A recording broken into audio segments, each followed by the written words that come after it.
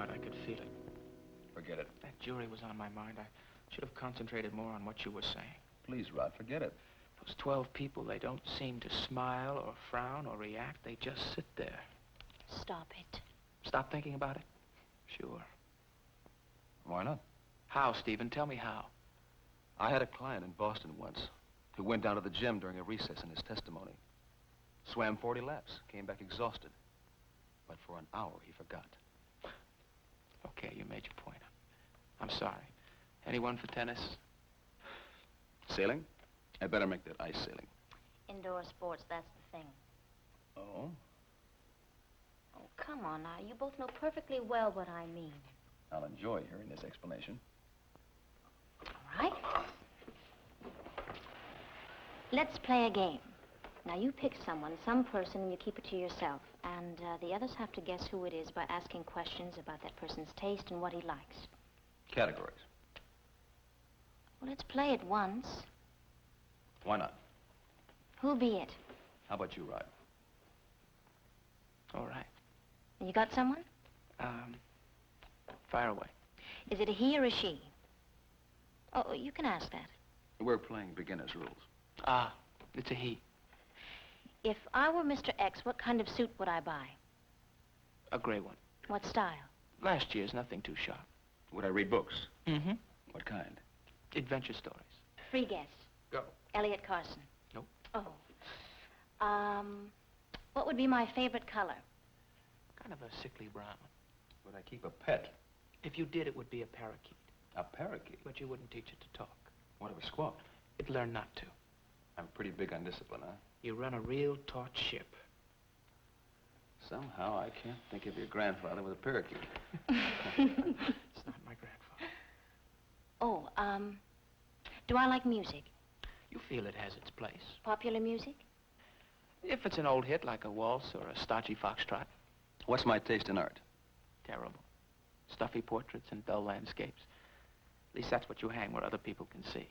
Oh, so I have a private life. Oh, I'd bet on it. Once a year, you take off for a weekend and you dress up in wild sports clothes and you become a real nightlife charmer. You dance the jerk with a girl young enough to be your daughter and you hint to her that you're really a big hood from Chicago.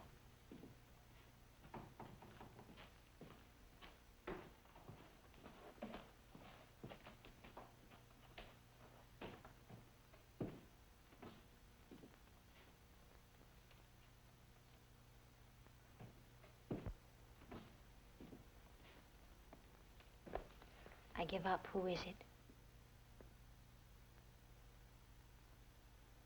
The judge. Judge Jessup.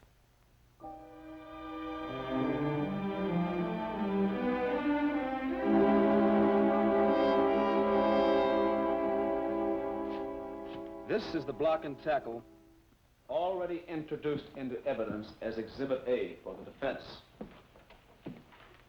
Mr. Harrington, would you please tell the court what part this block and tackle played in your encounter with Joe Chernock on the night of July 16th? Yes, I knew Joe hung out on the wharf, and I went there to see if I could find him. It was dark. I didn't see him anywhere. But out of the corner of my eye, I saw this block and tackle coming at me. I ducked. It missed my head and glanced off my shoulder. Approximately where were you standing when you saw this block and tackle coming at you? Right there at the corner of the landing. Here? Yes. And where did the block and tackle come from? From the boat there. This one? Yes. I looked up and saw Joe standing on the boat.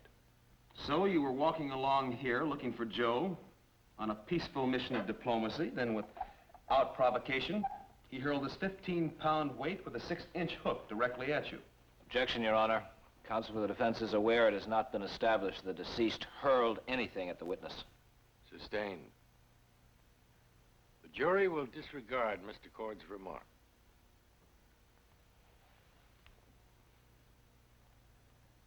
What did Joe do after this instrument struck you? He just grinned. Then he climbed down off the boat and he came up to me. What happened after he got down? I told him I wanted him to come with me and talk to Norman. He refused and threw a punch at me. And then you fought? Yes. Did you use a weapon against him at any time? I did not. Did he use one against you? Yes, he got a lobster crate. He threw it at me. I ducked it, and he grabbed that gaffing hook. This gaffing hook? Yes. He came at me with it. We struggled. I got it away from him. Then what happened? Well, I said, I don't need this, and I threw it away. You threw it away. Yes. Where exactly did you throw it? Over the top of his head. Would you please tell the court why, in getting rid of it, you didn't just simply drop it at your side? Well, he had already come at me with it once. I didn't want it lying around where he could get it again. Well, that explains why you threw it into the sea, but not why you threw it over Joe's head, or in his direction at all. What's Stephen doing? Would you like me The to question repeat the can't be avoided. If Stephen doesn't ask it, Fowler will. Why, it was because I was facing in his direction. Are you sure that was the only reason?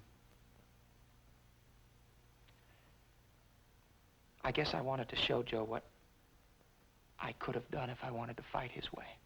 But it didn't hit him. It didn't hit him. It didn't come close to hitting him.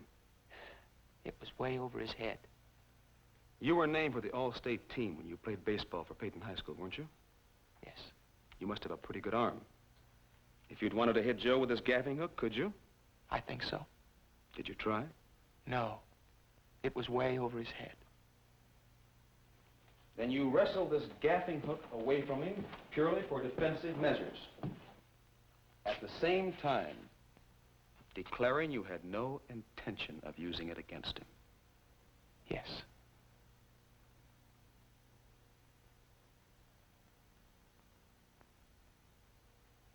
Your witness.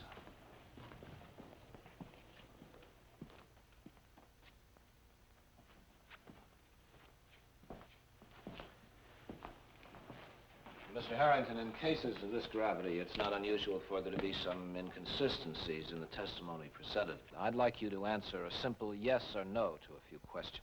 Of course. Did you hear the deceased sister testify that on the day of his death, you came to their family home and threatened to kill her brother? Yes. And did you subsequently testify that you did not make this threat? Yes. Have you also testified that when you first met with Joe Chernick on the wharf, he threw a block and tackle at you, which narrowly missed your head? Yes. Isn't it true that there's no mention of this block and tackle in the voluntary statement you made on the night of Joe's death? Yes, but... A simple yes will do. Yes. Well, how do you account for the fact that a few hours after the incident, with your shoulders still presumably smarting from the blow that such an object would have delivered, you failed to mention it, particularly if you saw it as an aggressive act? Well, I was upset when I made that statement. I'm sure you were. Mr. Harrington, Joe Chernick lived only about a block away from the spot where he died, isn't that true? Yes. And in order to find him there, you had to come halfway across town, isn't that true? Yes. And yet you still insist that he was the aggressor? Yes. Well, tell me this. If you hadn't come halfway across town to meet Joe Chernick, do you think there would have been a fight that night? Of course not, but... But you did come, and there was a fight, and Joe died. Yes. Well, Mr. Harrington, inasmuch as Joe died as a result of your throwing a gaffing hook in his direction, whether you hit him with it or not, and in view of the answers you have just given, is it still your honest testimony that Joe Chernick's death was an accident?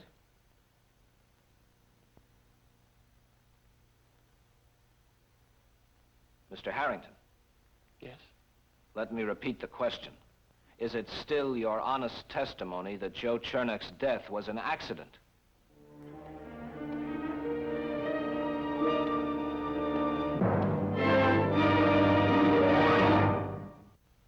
Preview from the continuing story of Peyton Place. Is loving your child enough to keep a bad marriage together? I've asked myself. Why couldn't we ask each other? Your mother and I are going to fight with everything we have to keep you here. Are you ready to face that kind of a battle? Betty, honey, I know how you feel, but don't you see I can't help? It's your decision now.